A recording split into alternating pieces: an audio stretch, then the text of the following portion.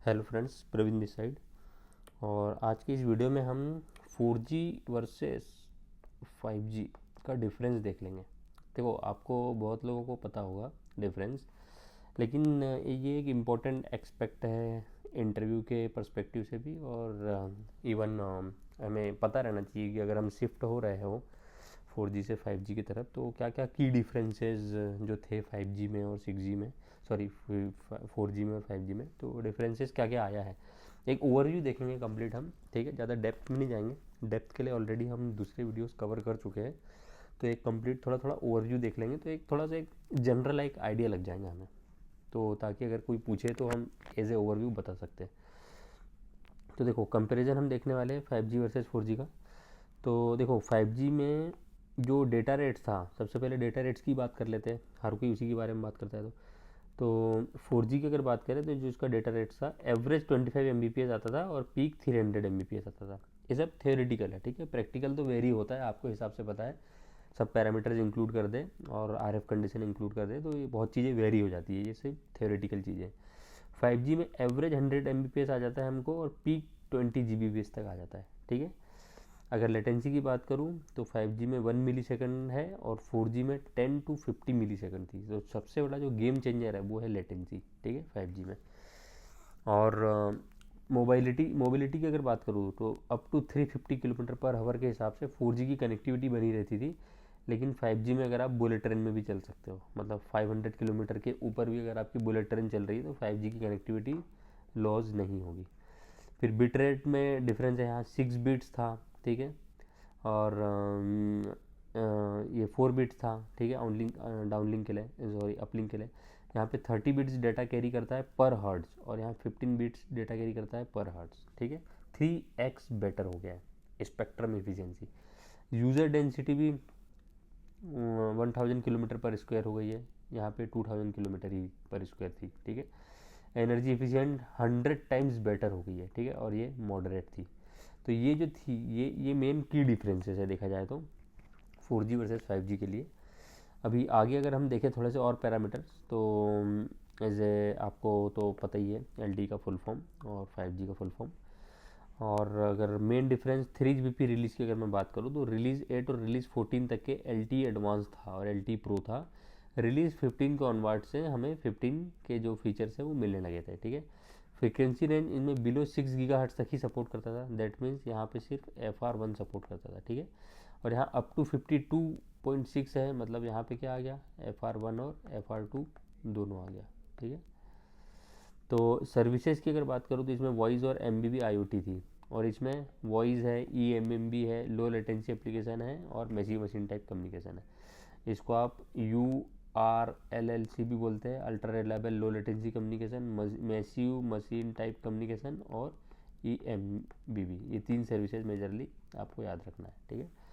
Waveform की अगर बात करूँ तो देखो, DL में यहाँ CPU FDM था, यहाँ पे भी DL में CPU FDM है, यहाँ पे UL में DFT SOFDM है, यहाँ पे भी UL में DFT SOFDM है। यहाँ पे एक चीज़ 5G में जुड़ गई है ये, ठीक है, CPU FDM अब UL में भी आ गया है, पहले सिर्फ DL में था। मैक्स कैरियर बैंडविड्थ की बात करूँ तो यहाँ पे सिर्फ 20 मेगाहर्ट्ज सपोर्ट करता था, अब यहाँ पे FR1 FR2 मिला के FR1 में मैक्स 100 मेगाहर्ट्ज और FR2 में 400 मेगाहर्ट्ज तक के जा सकते हैं अब हम। सब कैरियर स्पेसिंग जैसे आपको पता है 15 kHz है, ठीक है, सिर्फ 4G में। और यहाँ पे डिफरेंट न्यूमरोलॉजीज के हिसाब से बहुत सारी सब कैरियर स्पेसिंग है अपने पास में, ठीक है। तो ये सब डेटा के लिए यूज़ होगी और 240 सिर्फ कंट्रोल के लिए यूज़ होगी, ये डेटा के लिए यूज़ नहीं होगी, ठीक है, याद रखना है चीज़। अगर हम और अगर दूसरे एक्सपेक्ट्स पे बात करें तो जो साइक्लिक प्रीफिक्स है वो यहाँ नॉर्मल और एक्सटेंडेड थी, तो हमारे पास भी यहाँ पे नॉर्मल और एक्सटेंडेड है, लेकिन नॉर्मल और एक्सटेंडेड सिर्फ 60 kHz में रहेगा, ठीक है, नॉर्मल और एक्सटेंडेड। बाकी जितनी भी सबके लिए स्पेसिंग है सब में क्या रहेगा, नॉर्मल ही रहेगा। अब मैक्स नंबर ऑफ सब कैरियर फ्रेम की अगर बात करूँ तो इसमें 1200 सब कैरियर यूज़ होते हैं, ठीक है, और इसमें 3300 सब कैरियर यूज़ होते हैं। ऐसा क्यों? क्योंकि 100 रिसोर्स ब्लॉक यूज़ होते थे LTE में, ठीक है, मैक्स 100 रिसोर्स ब्लॉक। इसको इंटू 12 कर देंगे तो 1200 आ जाएगा, ठीक है, 1200 सब कैरियर। यहाँ पे कुछ 273 रिसोर्स ब्लॉक मैक्स यूज़ होते हैं, इसको मल्टीप्लाई बाय 12 कर देंगे तो क्लोज टू क्लोज इतना आ जाएगा, ठीक है। तो रेडियो सब फ्रेम तो सेम रहेंगी 10-10 मिली सेकेंड की। जो स्लॉट साइज है यहाँ पे 2, 7, 14 OFDM सिम्बल था, यहाँ 1 to 14 OFDM सिम्बल है। यहाँ 14 OFDM सिम्बल का सिर्फ एक स्लॉट बनता है, ठीक है। और यहाँ पे कितने, यहाँ पे 2 स्लॉट बनते थे 7-7 के ईच के। ULDL रेशियो चेंज की बात करूँ तो some semi static change with 5 millisecond 10 millisecond periodicity है, डायनामिक चेंज 10 मिली सेकेंड है। सेमी स्टेटिक चेंज विथ 0.5 ये समथिंग समथिंग है, इसके बारे में मुझे कुछ ज़्यादा आइडिया नहीं है। सिंक्रोनाइजेशन सिग्नल की बात करो तो PSS 62 Z सीक्वेंस बनाता था यहाँ पे 127 M सीक्वेंस बनाता है PSS, ठीक है। यहाँ पे SSS 62 M सीक्वेंस बनाता था, अब यहाँ पे SSS 127 गोल्ड सीक्वेंस बनाता है, ठीक है। इसकी पीरियडिसिटी 5 मिली सेकेंड है, इसकी पीरियडिसिटी 20 मिली सेकेंड है सिर्फ इनिशियल एक्सेस के लिए, लेकिन बाद में कनेक्ट हो गया तो डिफरेंट इस ये पीरियडिसिटी मतलब सपोर्ट करता है। PBCH में जैसे आपको पता है कि 4G में 4 OFDM सिम्बॉल और 72 सब कैरियर लेता था, ठीक है, टाइम और फ्रीक्वेंसी डोमेन में। यहाँ पे 2 सिम्बॉल और 288 सब कैरियर लेता है, ठीक है, मतलब बहुत ज़्यादा बढ़ गया है इन टर्म्स ऑफ फ्रीक्वेंसी में। और पेलोड की अगर बात करूँ तो ये 56 डेटा लेके आता है 5G में, और 40 बिट का डेटा 4G में आता था इंक्लूडेड CRC। पीरियडिसिटी इसकी 10 मिली सेकेंड थी, इसकी पीरियडिसिटी 20 मिली सेकेंड है, लेकिन एक बार कनेक्ट होने के बाद में अगर बीम चेंज अगर करेंगे तो डिफरेंट क्या बोलते हैं पीरियडिसिटी चेंज होगी, ठीक है। और SS ब्लॉक अगर स्विपिंग की अगर बात करूँ तो SSB ब्लॉक तो एक ही था 5G में, ठीक है, जिसको हम PSS SSS बोलते थे, लेकिन यहाँ पे डिफरेंट SSB ब्लॉक रहेंगे, ठीक है। दैट मीन्स 4 टाइम हम ट्रांसमिट कर सकते हैं, 8 टाइम और 6 time, depend on the frequency, ठीक है।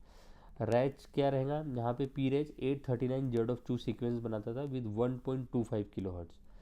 यहाँ पे लॉन्ग पी रैच है, ठीक है, जो 839 Z सीक्वेंस बनाता है विथ 15, 30, 60, 120 kHz स्पेसिंग के साथ में, ठीक है। वैसे ये चीज़ यहाँ पे गलत दी गई है, ठीक है। ये जो चीज़ होगी ये सिर्फ शॉर्ट सीक्वेंस में काम आएगा, शॉर्ट सीक्वेंस में काम आएगा, शॉर्ट सीक्वेंस में काम आएगा, सॉरी शॉर्ट फॉर्मेट, हाँ शॉर्ट फॉर्मेट में काम आएगा ये स्पेसिंग, ठीक है।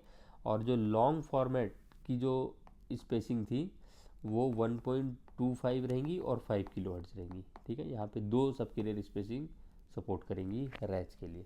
4 स्टेप रैच क्यों बोला है, क्योंकि वही सेम प्रोसेस है, message 1, message 2, message 3, message 4। Message 4 में कंटेंशन रेजोल्यूशन मिल जाएगा। माइमो ट्रांसमिशन की अगर बात करें तो यहाँ डिजिटल बीम फॉर्मिंग और diversity, open loop, close loop सब यूज़ होता था। यहाँ पे बेसिकली बीम फॉर्मिंग पे ही फोकस किया है हर जगह पे। ओपन लूप, क्लोज लूप भी सपोर्ट करेगा, लेकिन हर चीज़ में इनको बीम फॉर्मिंग मेजरली सपोर्ट किया है। उसके बाद में रेफरेंस सिग्नल की अगर बात करूँ तो यहाँ पे साइक्लिक रेफरेंस सिग्नल था, sorry cell specific reference signal, फिर CSI, RS और SRS, ठीक है। और यहाँ पे बेसिकली DMRS है, फेस ट्रैकिंग रेफरेंस सिग्नल है, CSI, RS है और ट्रैकिंग से रेफरेंस सिग्नल है।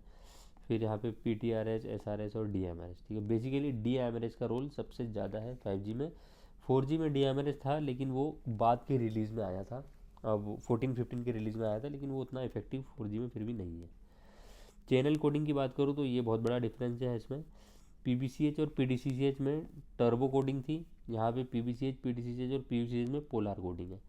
PDSCH और PUCH में टर्बो कोडिंग थी, यहाँ पे PDSCH, PUCH में LDPC कोडिंग है, ठीक है, पोलर कोडिंग है, इसमें टर्बो कोडिंग थे। PUCCH में RM ब्लॉक कोड थी और यहाँ पे PUCCH में पोलर कोडिंग की यूज़ हो गई। तो बेसिकली आपको क्या याद रखना है कि 5G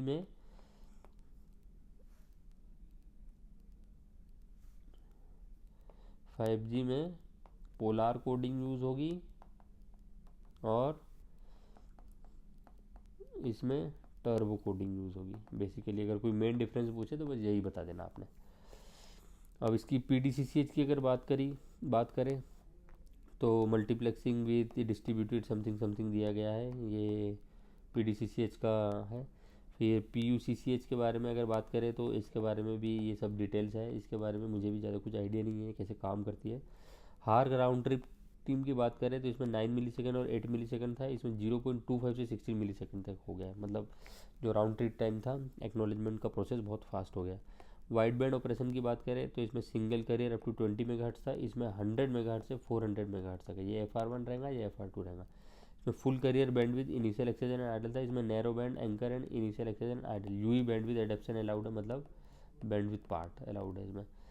16 करियर 32 करियर इसमें भी सपोर्ट करते थे, इसमें भी 32 और 64 करियर यूज़ होते थे। मोबिलिटी CRS बेस्ड RSRP है, इसमें 2 RSRP है, ये मेन याद रखना आपने। इसमें SSS based RSRP for sale and beam और CSI RS based RSRP for beam और ट्रांसमिशन पॉइंट। ठीक है, जब बीम चेंज होगी और बीम फेलर रिकवरी होगी तो CSI RS रेफरेंस RSRP काम आएगा और SS RSRP कम काम आएगा, ये इनिशियल एक्सेस के टाइम आएगा। तो अगर आपसे कोई पूछे कि PSS plus SSS plus PBCH इन सबको मिला के क्या बोलते हैं, हम SSB बोलते हैं। तो अगर कोई पूछे कि इसमें RSRP कहाँ मिलेगा, तो RSRP SSS में मिलेगा। ठीक है, और ये वही फिर की डिफरेंसेस हैं, इसको अगर आप पढ़ना चाहें तो पढ़ सकते हैं। सेम चीज़ हमने वही डिस्कस की है, speed, latency, range, bandwidth, device connectivity. इसमें प्राइमरी स्मार्टफोन टैबलेट थे, इसमें अब स्मार्टफोन और IoT डिवाइसेस भी आ गई। नेटवर्क आर्किटेक्चर की बात करें तो reliance on large cell towers for coverage था, इसमें स्मॉल सेल्स आ गए, कंसिस्टेंट नेटवर्क आ गया है। नेटवर्क एफिशिएंसी की बात करें तो एफिशिएंट बस फेसेस कंजेशन डेंसिटी पॉपुलेटेड, इसमें highly efficient with better traffic handling है। एनर्जी कंजप्शन की बात करें तो इसमें हायर एनर्जी था, इसमें design to more energy efficient है। ठीक है, DRX का और पैरामीटर कुछ ऐड कर दिया इसमें।